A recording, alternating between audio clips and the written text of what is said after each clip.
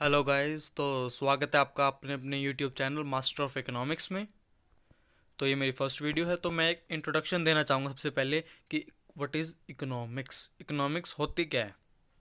तो सबसे पहले हम जब इकोनॉमिक्स की बात करेंगे तो मैं आपको इसका मीनिंग बता दूं कि इकोनॉमिक्स वर्ड मीनिंग क्या है इसका। तो जैसे हम इसका मीनिंग देखेंगे, इको प्लस नॉमिक्स, जो हमको ये दो वर्ड्स दिख रहे हैं ना, ये इसी से मिलकर बना है। जैसे हम हिंदी में कहते हैं अर्थशास्त्र, वैसे ही इकोनॉमिक्स मतलब इको मतलब धन, नॉमिस मतलब शास्त्र, इकोनॉमिस धन का शास्त्र।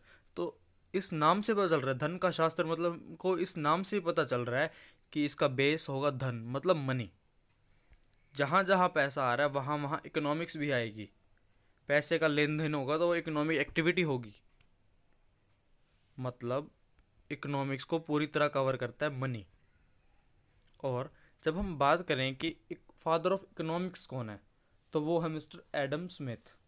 इन्होंने ही इकोनॉमिक को सोशल साइंस बनाया, फादर ऑफ इकोनॉमिक्स कहा जाता है इनको। इनकी वजह से ही आज economics king of social sciences है। तो आगे जब हम बात करें, इकोनॉमिक्स का मीनिंग हमको पता चल गया, इको प्लस नॉमिस है। लेकिन मतलब क्या हुआ जब हमको कोई कहे कि वन वर्ड डेफिनेशन दो या फिर कुछ बताओ इकोनॉमिक्स, व्हाट इज़ इकोनॉमिक्स, हमको कोई पूछ भी ले तो हम सिंपली ये कह सकते हैं, to fulfil our unlimited wants with limited resources. मतलब हर पर्सन की वांट्स ना अनलिमिटेड है और रिसोर्सेज जो हैं वो लिमिटेड है। उन अनलिमिटेड वांट्स को लिमिटेड रिसोर्सेज से पूरा करना ही इकोनॉमिक्स है। तो वो कैसे, मैं एक एग्जांपल लेना चाहूँगा। जैसे मान लो मैं बाज़ार में गया, मेरे पास 1000 रुपये हैं, 300 की जीन्स है और 700 की शर्ट है। चलो ठीक है, मान लिया। अब वहाँ गया 1000 रुपये लेके, लेकिन जब मैं वहाँ गया मुझे चाहिए थे 5-6 जीन्स ले लूँ, 2-3 शर्टें ले लूँ। वांट्स हमेशा अनलिमिटेड रहेंगी, लेकिन जो रिसोर्सेज हैं वो तो लिमिटेड ही, पैसे तो 1000 ही हैं। अब उन लिमिटेड रिसोर्सेज से मैं मैक्सिमम सेटिस्फेक्शन कितनी गेन कर सकता हूँ, एक जीन्स और एक शर्ट ले सकता हूँ, तो मैं वही लूँगा। अपने लिमिटेड रिसोर्सेज से अपने अनलिमिटेड वांट्स को पूरा करना, यही इकोनॉमिक्स होती है। तो यही इकोनॉमिक्स हुई।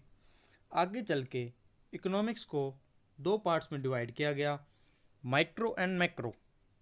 यही आपके +2 में दो बुक्स होंगी, micro economics and macro economics.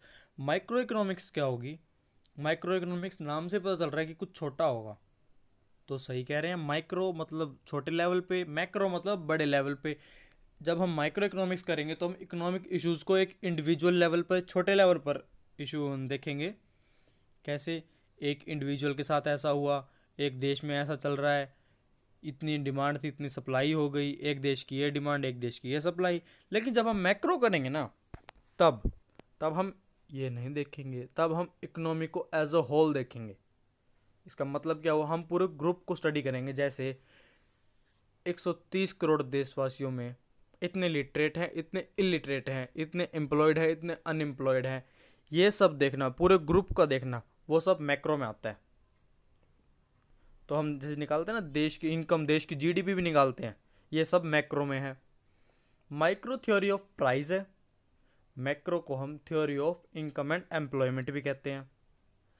जब जब हम माइक्रो इकोनॉमिक्स करेंगे ना, तो हम ये मान के चलेंगे कि मैक्रो के जितने भी वेरिएबल फैक्टर हैं सारे कांस्टेंट हैं, और जब जब हम मैक्रो करेंगे तब हम ये मान के चलेंगे कि माइक्रो के सारे वेरिएबल फैक्टर्स कांस्टेंट है।